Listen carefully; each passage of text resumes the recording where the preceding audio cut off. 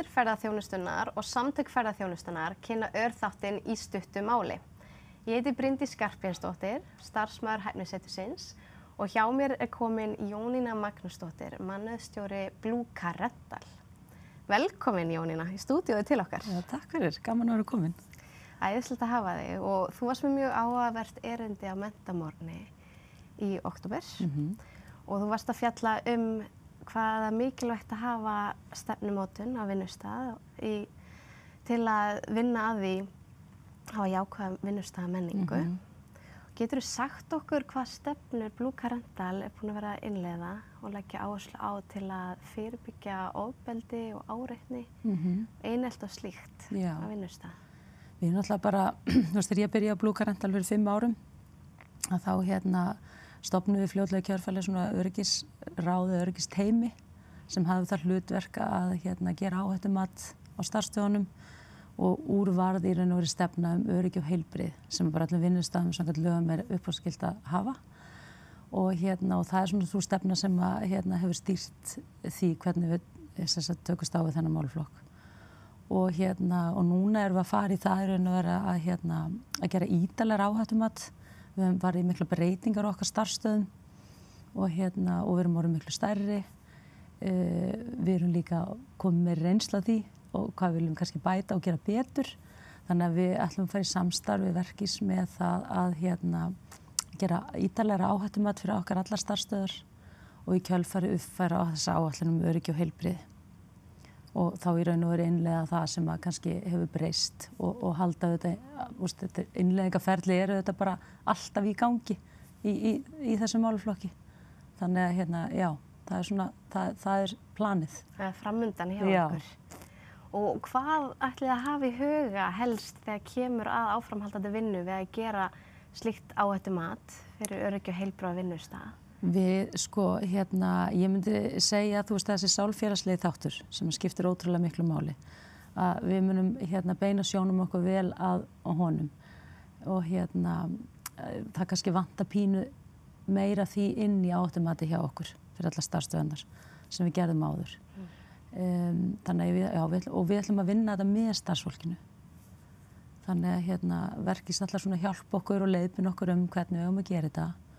Á faglegan hátt, gera áhættumat með okkur á einni starfsstöð og síðan munum við í kjölfari sjá að gera áhættumati með starfsfólkinu og öllum öðrum starfsstöðum.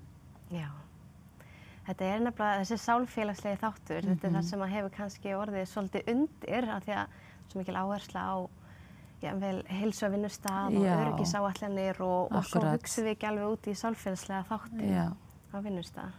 En við erum að sjálfsögðu alltaf að gera það, við erum alltaf að brýna þessi góðu samskipti og við erum með þessi samskiptaboðorð og við erum alltaf að tala samskipti og góð samskipti. Þannig að, og líka bara margs konar aðra forvarnar aðgerðir, eins og til dæmis að skoða bara álag á starfsfólki og hvernig við getum dreift álaginu og hlusta á starfsfólki og gera þessar starfsánægjukannanir og taka þessi starfsmannaviðtöl þar sem við hlustum á fólki okkar með formlegum hætti sem getur komið ábendingu til skila og reynum við að bregðast við því þannig. Og við spurjum alltaf líðan og starfsánægi í öllum okkar starfsmannasamtölum.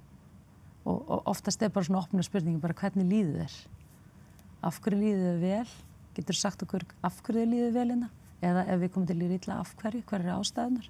Þannig að við leggjum áherslu á þennan þátt. Þeir að skapa öruggt rými til að geta tjáð sig og sagt frá.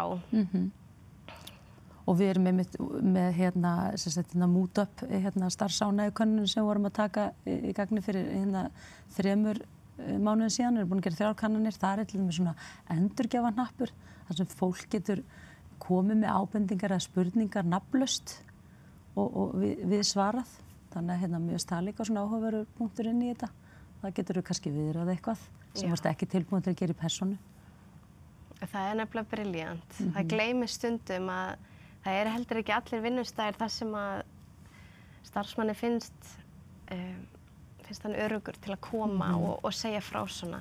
Og margir menningar heima líka í ferðaþjónustunni þar sem er ekki kannski eðli manns að stíga fram og segja frá ýmsum hlutum. Það getur verið öruggur staður að geta sendið svona Já, nafnlausar alveg ábendingar. klárlega og þú veist, og nú eru til dæmis að fara meira í það að kynna þetta kerfi fyrir fólki þannig að það treysti því að það sé nafnlaust. Og það eru þetta líka eins og þú bendir á, ég meina þau eru með marga menningar heima, ég meina fólk kemur kannski frá okkur löndum þar sem að stéttskipting er mjög mikil og þú mátt ekki tjáðum ákveðna hluti við ákveðna aðila því þeir eru í þessari stöðu en þú mátt kannski gera við einhvern annan þannig að þú veist, við þurfum að hjálpa fólki að segja bara hvernig boðleiðirnar hjá okkur eru inn og þá skiptir líka máli að það sé komið fram við alla eins, allir fáið þessi viðbrögð að það sé í lagi að segja frá að þeir hegnist ekki fyrir það. Það sé greiðlega mikilvægt. Já, þetta sálfræðilega öryggi í raun líka. Já, og allir stjórnendur séu líka bara meðvitaðir það og bæði milli stjórnendur og ekki bara æðstu stjórnendur. Bara fólki sem er í daglegum tengslum við fólki sitt að það sé meðvitað þetta og fái þá fræðslu líka þetta. Þannig og við erum alveg að standa fyrir fræðslu samskipti og þessa þætti. Þeir leggja náttúrulega gríðarlega áherslu á fræðslu. Já, það datt aðeins niður í COVID, við erum svona ná okkur að strika aftur. Við erum til dæmis í vetur ætlum að vera með námskeið sem heitir Fjölmenningun Auðgar og Miðstöð Símyndar á Suðurnesjum ætlar að halda það námskeið fyrir okkar starfsfólk. Og þar eru við líka auðvitað bara að ræða samskipti og virðingu og mörk og allt þetta og fjölbreytileikann í leiðinni, hvað við erum ólík en samt svo lík. Já, gaman að heyra á þessari vegferð sem þið eruð og það sem er framundan hjá ykkur. Ég gerði það á til mats. Takk kærlega fyrir að koma og taka spjallin hérna í örþættinum okkar. Já, bara takk fyrir að fá mig. Takk sömuleiðis. Og ég heiti Bryndís Skarphéðinsdóttir og ég hvet þig til að kíkja inn á hefni.is og kynna þér ýmislegt efni þar sem varða bæði mannusmál á vinnustöðum og þú getur líka nálgast nýtt efni varðandi ofbeldi og áreitni, hvernig sé hægt að fyrirbyggja slíkt og bregðast við. Takk fyrir.